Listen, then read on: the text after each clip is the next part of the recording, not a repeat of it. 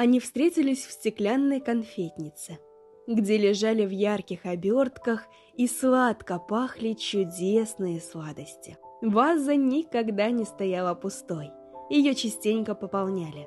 Ни одна конфета не залеживалась, сладости любили и гости, и хозяева. Не везло лишь одному леденцу.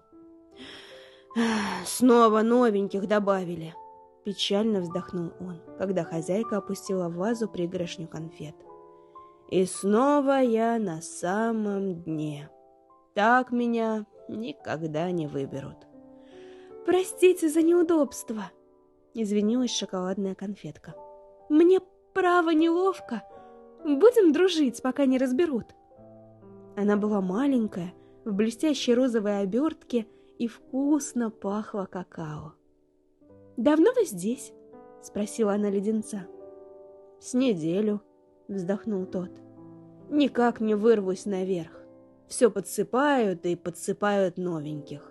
А мне уже много дней. Скоро начну таять от тепла. Фантик прилипнет ко мне и... все». «Что вы?» — ахнула конфетка. «Не может быть! От вас так сладко пахнет клубничным сиропом! Кто-нибудь обязательно выберет вас!» «Ох, милая барышня!» — смутился леденец. «Это вряд ли. Выбирают по обертке, а не по вкусу. Сами видите, мне не повезло с нарядом». Действительно, фантик леденца был неярким. «Разве нас выбирают не по вкусу?» — не могла поверить конфетка. «Нет, только если давно с нами знакомы», — возразил леденец. «Чаще выбирают по нарядной обертке». Вдруг конфеты заволновались. Чьи-то пальцы опустились в вазочку и замерли, выбирая. Леденец протиснулся повыше, но выбрали чернослив в шоколаде. «Опять не меня», — горестно вздохнул он. «А я почему-то этому рада», — призналась новая знакомая. «Было бы обидно расстаться на полуслове. Мы еще толком не познакомились. С вами интересно, и пахнете вы приятно».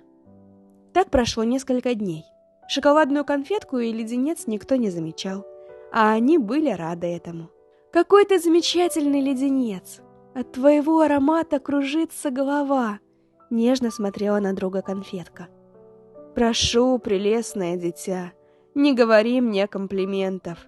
Я начинаю таять от смущения». «Не думала, что вы такой стеснительный», — улыбнулась она. «Вам нужно срочно сменить наряд, иначе он действительно пристанет и засахарится». Они огляделись. На краю вазы лежала пара забытых фантиков. Обертки не были скомканы, а серебристая фольга отглажена чьими-то пальчиками. «Думаю, это подойдет вам», — предложила конфетка. «Теперь вас оценят по достоинству». Леденец стянул старое и надел новое платье. Сквозь прозрачный с блестками фантик леденец горел, словно драгоценный рубин. Аромат клубники был тонок и манящ.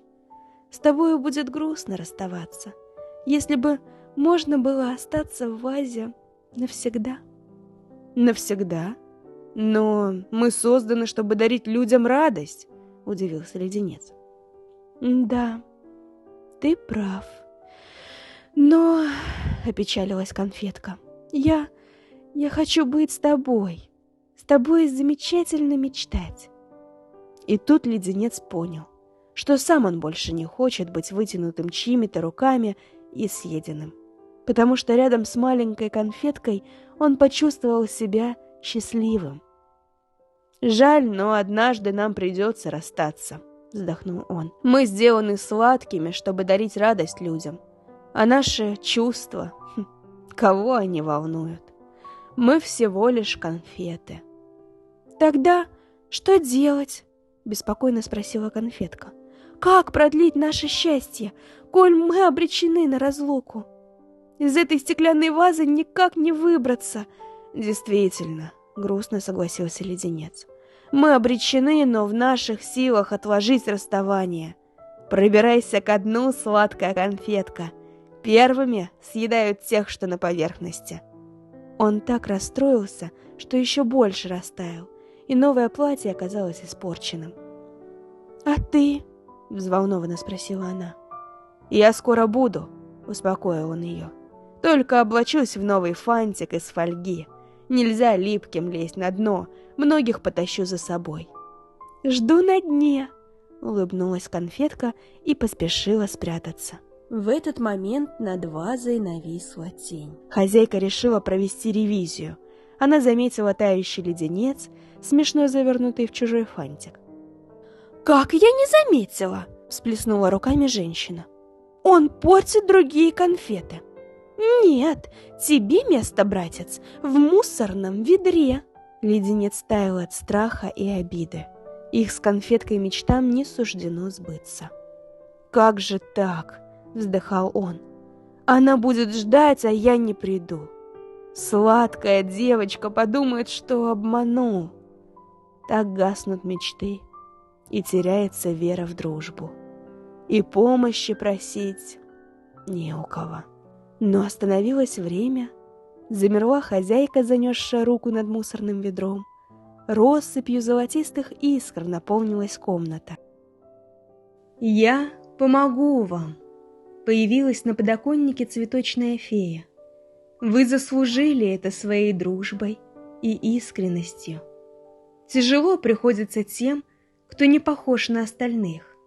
Умеющим мечтать друзьям не место в конфетной вазе. Вас там съедят. Со дна достанут, сколько бы вы ни прятались. В моем саду найдется участочек для вас. Думаю, вы не будете против днем дарить свою сладость пчелам, а ночью мечтать под звездами». Она подула на ладонь, и вихрем взметнулись волшебные блестки. Они окружили леденец и конфетку, и те превратились в два прекрасных цветка в сказочном саду. И, как обещала волшебница, по утрам дарят сладкий нектар пчелам, а ночью мечтают под звездами о чем-то своем.